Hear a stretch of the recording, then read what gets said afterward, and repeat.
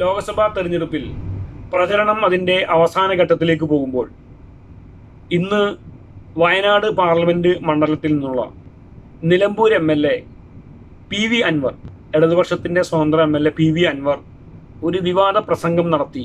അത് ഇന്ന് ദേശീയ മാധ്യമങ്ങൾ വരെ ചർച്ച ചെയ്തിരിക്കുകയാണ്. രാഹുൽ ഗാന്ധിയുടെ DNA പരിശോധിക്കണം എന്നാണ് അദ്ദേഹത്തിൻ്റെ പ്രസംഗത്തിൽ പറഞ്ഞിരിക്കുന്നത്. അദ്ദേഹം ഒരുപാട് ആലോചിച്ച് പറഞ്ഞ ഒരു പ്രസംഗമല്ല. അദ്ദേഹത്തിൻ്റെ ഒരു എന്താ പറയുക സ്വഭാവം വെച്ച് അദ്ദേഹം അങ്ങ് പറഞ്ഞു പോയതാണെന്ന് തോന്നുന്നു, കൂടുതൽ ആലോചനകളൊന്നും ഇല്ലാതെ. പക്ഷേ ഈ ഒരുപാട് പണത്തിൻ്റെ സ്വാധീനം മൂലം സാമൂഹിക ജീവിതത്തിൽ പണത്തിന് വലിയ പ്രസക്തി ഉണ്ട്. നമ്മുടെ കയ്യിൽ ഒരുപാട് പണം ഉണ്ടെന്നുണ്ടെങ്കിൽ ആ പണം, നാട്ടിൽ പണം ആവശ്യമുള്ള ഒരുപാട് പാവപ്പെട്ട മനുഷ്യരുണ്ട്. അവർക്ക് നമ്മൾ ഒരുപാട് പണം സഹായിച്ചു കഴിഞ്ഞാൽ ഒരു തെരഞ്ഞെടുപ്പിലൊക്കെ മത്സരിച്ചാൽ നമ്മൾ വിജയിക്കും. അതിന് കുറേ വിവരവും അതുപോലെ തന്നെ പൊതു വിജ്ഞാനമോ അല്ലെങ്കിൽ പൊതു മധ്യത്തിൽ എന്ത് പറയണമെന്നോ എന്നൊന്നും നമുക്ക് അറിയണമെന്നില്ല. നമ്മുടെ കയ്യിൽ കുറേ പണം ഉണ്ടായാൽ മതി, നമ്മളൊരു നേതാവാകും. അത് സ്വാഭാവികമാണ്. ജനാധിപത്യത്തിൻ്റെ ആളുകൾക്ക് ആവശ്യം അവർക്കൊരു ബുദ്ധിമുട്ട് വരുമ്പോൾ അവരെ സഹായിക്കുക എന്നുള്ളതാണ്. അപ്പോൾ ആ സഹായിച്ചിട്ട് അദ്ദേഹം ഒരു നേതാവായി, MLA ആയി, ഇടതുപക്ഷത്തിൻ്റെ ഒരു പ്രധാനപ്പെട്ട ഒരു പൊതുയോഗത്തിൽ പ്രസംഗിക്കുമ്പോൾ അദ്ദേഹം ഇങ്ങനെ പ്രസംഗിച്ചു. ഇന്ന് ദേശീയ മാധ്യമങ്ങൾ ഇത് ചർച്ച ചെയ്തുകൊണ്ടിരിക്കുകയാണ്. രാഹുൽ ഗാന്ധിയെ DNA പറ്റി അവർക്കൊരു വിഷയം കിട്ടിയല്ലോ കേരളത്തിൽ നിന്ന്. ഇവിടെ ലെഫ്റ്റും അതുപോലെ തന്നെ UDF-ഉം ലെഫ്റ്റും തമ്മിലുള്ള, പിണറായി വിജയനും കോൺഗ്രസും തമ്മിലുള്ള ഒരു വലിയ പോരാട്ടം നടക്കുന്നു. അവർ LDF-ൻ്റെ MLA, LDF പിന്തുണയുള്ള MLA രാഹുൽ ഗാന്ധിയുടെ DNA കുറിച്ചിട്ട് ചോദിച്ചിരിക്കുന്നു എന്ന നിലയിൽ ഇന്ന് ദേശീയ മാധ്യമങ്ങൾ അത് ചർച്ച ചെയ്തു തുടങ്ങി. ഇപ്പോൾ പാർലമെന്റ് തെരഞ്ഞെടുപ്പ് അതിൻ്റെ അവസാന ഘട്ടത്തിലേക്ക് പോകുമ്പോൾ ഇതൊക്കെയാണ് പ്രധാനപ്പെട്ട വിഷയമായി ഇവർക്ക് പറയാനുള്ളത് എന്നുള്ളത് ഗതികേടാണ്. ഇവിടെ നമുക്കറിയാം, രാഹുൽ ഗാന്ധി രാജീവ് ഗാന്ധിയുടെ മകനാണ്. രാജീവ് ഗാന്ധി ഇന്ദിരാഗാന്ധിയുടെ മകനാണ്. ഇന്ദിരാഗാന്ധി പണ്ഡിറ്റ് ജവഹർലാൽ നെഹ്റുവിൻ്റെ മകളാണ്. നെഹ്റു മോത്തിലാൽ നെഹ്റുവിൻ്റെ മകനാണ്. അവർക്ക് ഈ നാടുമായിട്ടുള്ള ബന്ധം എന്ന് പറയുന്നത് വളരെ അത്ര നിസ്സാരമല്ല. ഇന്ത്യനെ എന്താ പറയുക, ഞങ്ങൾ ക്യാഷ് പേ ചെയ്യാം, നിങ്ങൾ ഇന്ത്യയെ വിൽക്കുന്നില്ല തന്ന് വാങ്ങാം എന്നൊക്കെ പറഞ്ഞ കഥ നമ്മൾ കേട്ടിട്ടുണ്ട് മോത്തിലാൽ നെഹ്റുവിനെ കുറിച്ചിട്ട്. അവർ ഈ രാജ്യത്ത് അത്രയും നമുക്ക് പ്രധാനപ്പെട്ട ആളുകളാണ്.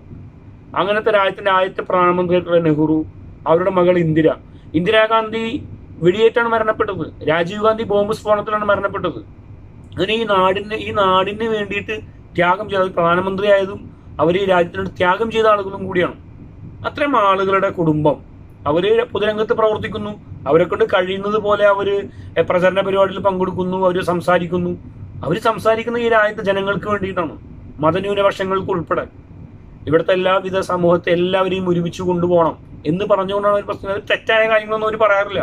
ഒരുപക്ഷെ വർത്തമാനകാല ഇന്ത്യയിലെ രാഷ്ട്രീയത്തിൽ നരേന്ദ്രമോദിയുടെ പോലെ അത്ര ശക്തമായി അതിനെ എതിർക്കാനുള്ള കഴിവോ കപ്പാസിറ്റിയോ അദ്ദേഹത്തിന് ഇല്ല, അല്ലെങ്കിൽ അതിൽ അദ്ദേഹം കുറച്ച് പിറകിലാണ് എന്നൊക്കെ നമുക്ക് അഭിപ്രായം ഉണ്ടാവും. പക്ഷെ അദ്ദേഹത്തിൻ്റെ സത്യസന്ധതയെക്കുറിച്ച്, അദ്ദേഹത്തിൻ്റെ വിദ്യാഭ്യാസത്തെക്കുറിച്ച്, മറ്റു കഴിവുകളെ കുറിച്ചൊന്നും നമുക്ക് ആർക്കും ഒരു എതിർപ്പ് അഭിപ്രായമില്ല. അദ്ദേഹം വളരെ നല്ല വ്യക്തിയാണെന്ന് മാത്രമല്ല, പ്രധാനമന്ത്രി ആയാൽ ലോകത്തിന് മുന്നിൽ അവതരിപ്പിക്കാൻ കഴിയുന്ന ഒരു വ്യക്തിത്വം കൂടിയാണ് രാഹുൽ ഗാന്ധി.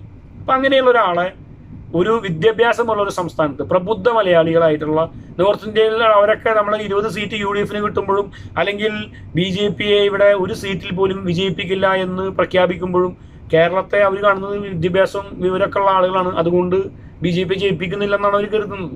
അങ്ങനെയുള്ള ഒരു നാട്ടിൽ നിന്ന് ഈ രീതിയിൽ രാഹുൽ ഗാന്ധിയെ അപമാനിക്കുന്നു. ഇതിനു മുമ്പ് മുഖ്യമന്ത്രി തന്നെ രാഹുൽ ഗാന്ധിക്ക് ഞാൻ ഒരു പേരുണ്ട്, അത് ഞാൻ പറയും, അതും BJP-കാരായിട്ട് വേണം. അപ്പം BJP-കാർ ആഗ്രഹിക്കുന്ന കാര്യങ്ങൾ, അതുകൊണ്ട് ദേശീയ മാധ്യമങ്ങൾ ചർച്ച ചെയ്യുന്നത് BJP-കാർ ആഗ്രഹിക്കുന്ന കാര്യങ്ങൾ ഇവിടെ ഇപ്പോൾ രാഹുൽ ഗാന്ധിക്കെതിരെ, കോൺഗ്രസിനെതിരെ ഇടതുപക്ഷം തന്നെ പറയുന്നു എന്നുള്ളത് വളരെ ഖേദകരമായ കാര്യമാണ്. അതിന്നിപ്പോൾ ദേശീയ മാധ്യമങ്ങൾ ചർച്ച ചെയ്ത് തുടങ്ങിയിരിക്കുന്നു. ലോക്സഭാ തെരഞ്ഞെടുപ്പിൻ്റെ അവസാന ഘട്ടത്തിലേക്ക് എത്തുമ്പോൾ ഇടതുപക്ഷം ഈ രീതിയിൽ തോൽവി ഭയം, ഇതിൻ്റെ പേരാണ് യഥാർത്ഥത്തിൽ തോൽവി ഭയം, അവർ 20-20 തോൽക്കും എന്ന് അവർക്ക് റിപ്പോർട്ട് കിട്ടിയതിൻ്റെ അടിസ്ഥാനത്തിലാണെന്ന് തോന്നുന്നു. ഈ നിലയിൽ അവർ പ്രചരണങ്ങൾ നടത്തി BJP-കാർ പോലും പറയാത്ത കാര്യങ്ങൾ പറഞ്ഞ് മുന്നോട്ട് പോകുന്നു തോന്നുന്നു. ഇത് ഒരു പാർലമെന്റ് തെരഞ്ഞെടുപ്പ് പ്രവർത്തന മേഖലയിൽ ഒരു രാഷ്ട്രീയ പാർട്ടിക്കും ഇത്തരത്തിൽ വ്യക്തിഹത്യ നടത്തിയിട്ട് അധിക്ഷേപം ചുരിഞ്ഞ് മുന്നോട്ട് പോകേണ്ട ആവശ്യമില്ല. ഇത് വളരെ മോശമായി പോയി. ഇതിനെതിരെ കേരളത്തിലെ ജനങ്ങൾ ഈ അവസാന ഘട്ടത്തിൽ എന്തെങ്കിലും ഒരു പ്രതീക്ഷ ഇടതുപക്ഷത്തിലുണ്ടായിരുന്നെങ്കിൽ അതുപോലും നഷ്ടപ്പെടുത്തുന്ന നിലയിലായി പോയി ഇത്തരം പ്രസംഗങ്ങൾ എന്ന് പറയാതിരിക്കാൻ വയ്യ.